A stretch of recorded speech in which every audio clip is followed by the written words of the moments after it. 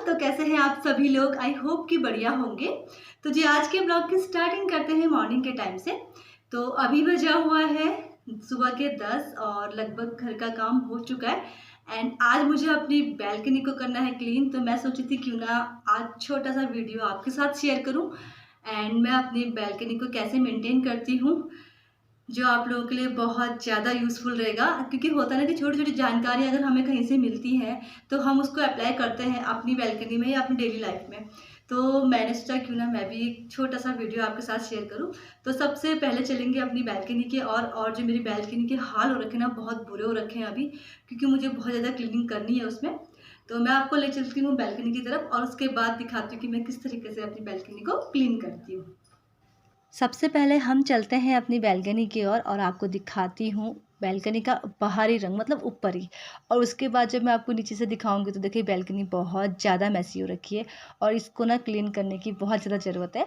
तो मैं तो इतना प्रिपेयर नहीं थी क्लीन करने के लिए, बट फिर ये हुआ कि जब 4 लोग बोलते हैं कि हाँ करना चाहिए तो हमें वो चीज़ें करना चाहिए। मतलब उन चीज़ों में हमें अमल ज़रूर करना चाहिए कि आखिर ये बोल रहे हैं तो शायद कुछ ना कुछ यहाँ पे ख़राबी हो ही रही होगी। तो जितना भी सबसे पहले एक्स्ट्रा सामान था वो सब मैंने साफ़ किया, वो सब यहाँ से हटाया। क्योंकि क्या होता है ना, हमेशा क्लीनिंग करने के लिए हमें पहले तो स्पेस खाली होना चाहिए, उसके बाद ही क्लीनिंग होती है। वरना क्या होगा कि अगर पूरे गमले ऐसे ही रहेंगे तो हमारी क्लीनिंग नहीं हो सकती है। तो जितने भी गमले थे वो मैंने ना साइड पे रख लिए थे और धीरे-धीरे इन सबको हटाते जा रही थी। एंड यहाँ पे क्या हुआ था ना, हमने एक मिर्ची का प्लांट बोए थे, मतलब बहुत सारे बोए थे बट एक ही हुआ। और अभी जाके मुझे पता लगा कि मिर्ची के प्लांट में कि बहुत ज़्यादा धूप और बहुत, मतलब धूप और पानी बराबर चाहिए होता है। तो धूप तो यहाँ पे बहुत कम आती है, तो इस वज़ह से मुझे इसको भी यहाँ से हटाना था।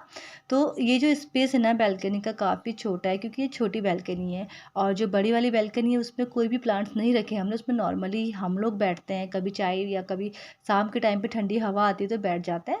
और इस वाली बालकनी में कुछ भी नहीं है, सिर्फ सारे के सारे प्लांट्स ही हैं। तो सबसे पहले देखिए जितने भी यहाँ पे प्लांट्स थे उन सबको मैंने हटा लिया है। और जो ये प्लांट्स ना हमने लकड़ियों के ऊपर रखे हुए थे, ताकि क्या होता है नीचे से क्लीनिंग करने के लिए अच्छा हो जाता है। वरना गमले से ना, अगर कभी-कभी जब एक्स्ट्रा पानी गिर जाता है तो जो गमले का पानी नीचे फर्श में आ जाता है और फर्श हमारा बहुत ज़्यादा गंदा हो जाता है।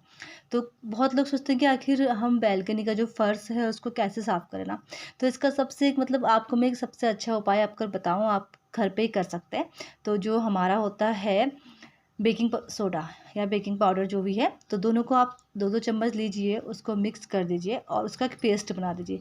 उस पेस्ट में आप थोड़ा-सा डिश सोप यूज़ कीजिए और पूरी बालकनी को इससे अच्छे से रब कर लीजिएगा। और जैसे 5-10 मिनट बाद आपने उसको रब कर लिया तो आप फिर उसके बाद क्लीन करिएगा। तो आपकी बालकनी में जितने भी दाग लगे हुए हैं सब के सब बहुत ही आसानी से साफ़ हो जाएँगे।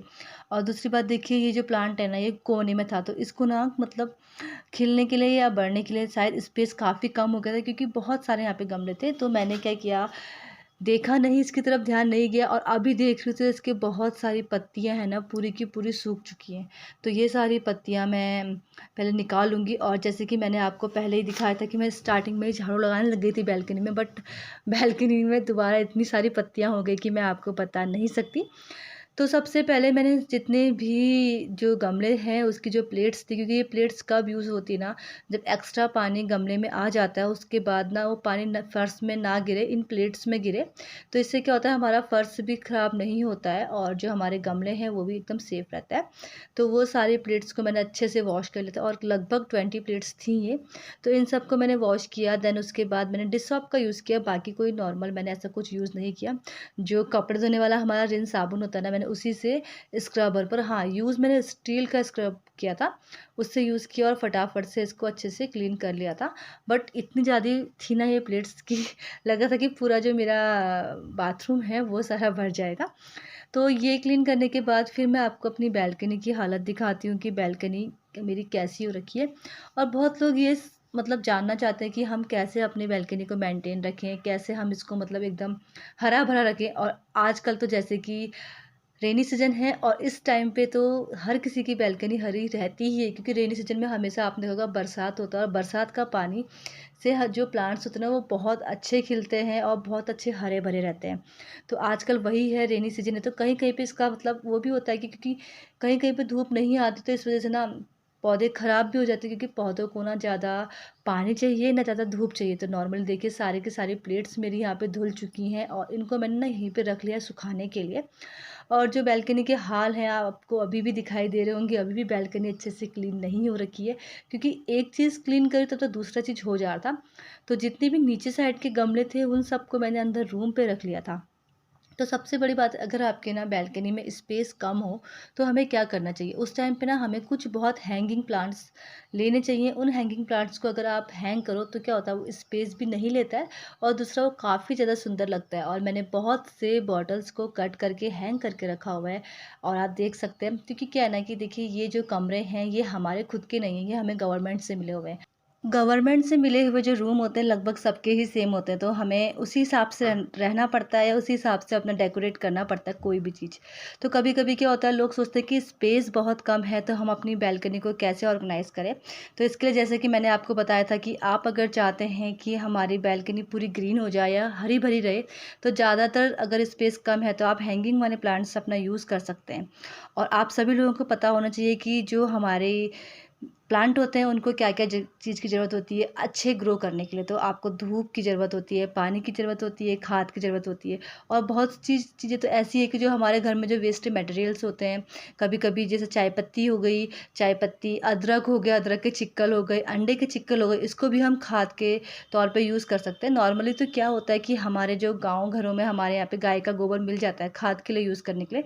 बट अभी हम जिस जगह पे हैं वहाँ पे खाद का कोई ऐसा तो अवेलेबल नहीं है, तो इस टाइम पे हम लोगों को अपने घर पे जो वेस्ट मटेरियल्स जो भी होता है खाने-पीने का, ऐसा नहीं कि हमें खाना इसमें ऐड करना है, खाना नहीं। आप देखिए चाय पत्ती ऐड कर सकते हैं एंड आप अंडे के छिक्कल ऐड कर सकते हैं। और कभी-कभी क्या होता है कि देखिए हम लोग क्या करते हैं कि अदरक छीलते हैं, जो अदरक के छिक्कल होते हैं वो यूज़ कर सकते हैं। और जैसे आपके प्लांट्स में कीड़े लग रहे हैं तो उस टाइम पे ना आप क्या कीजिए कि 4-5 कली लौंग की ले लीजिए और उस लौंग को ना सा रात को आप भिगो के रखिए और मॉर्निंग के टाइम पे जो पानी है ना, उस पानी को अपने पूरे प्लांट्स में छिड़क दीजिए। जिससे क्या होगा कि आपके सारा जो प्लांट है ना, उसके सारे कीड़े मर जाएँगे और आपका प्लांट बहुत अच्छे से ग्रो करेगा।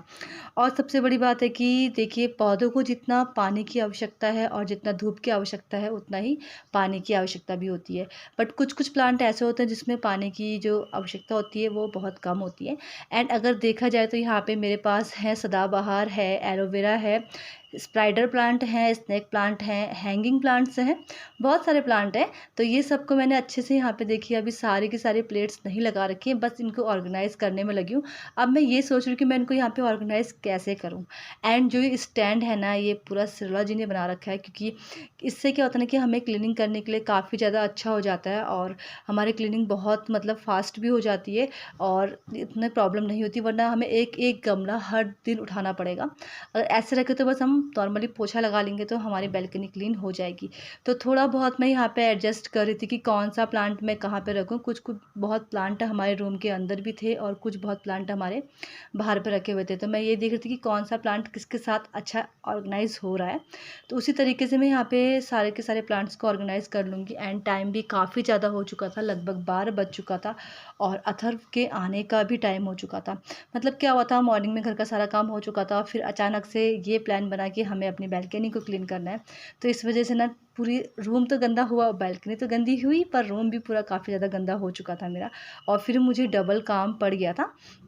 इसी तरीके से देखिए मैंने अपनी सारी की सारी बालकनी है जो उसको ऑर्गेनाइज़ कर लिया है। और जो इसकी पत्तियां हैं ना, वो भी काफ़ी ज़्यादा ख़राब हो रखी थी, क्योंकि धूल धक्कड़ से ना पत्तियां भी बहुत ज़्यादा ख़राब हो रखी थी। तो मैंने उनमें भी थोड़ा बहुत जो फ्रेश पानी था वो उसमें डाल दिया था। एंड ये देखिए मेरी जो बालकनी है एकदम रेडी हो चुकी है और पूरी बालकनी मेरी हरी भरी सी लग रही है और जितने भी इसमें प्लांट हैं काफ़ी ज़्यादा सुंदर लग रहे हैं।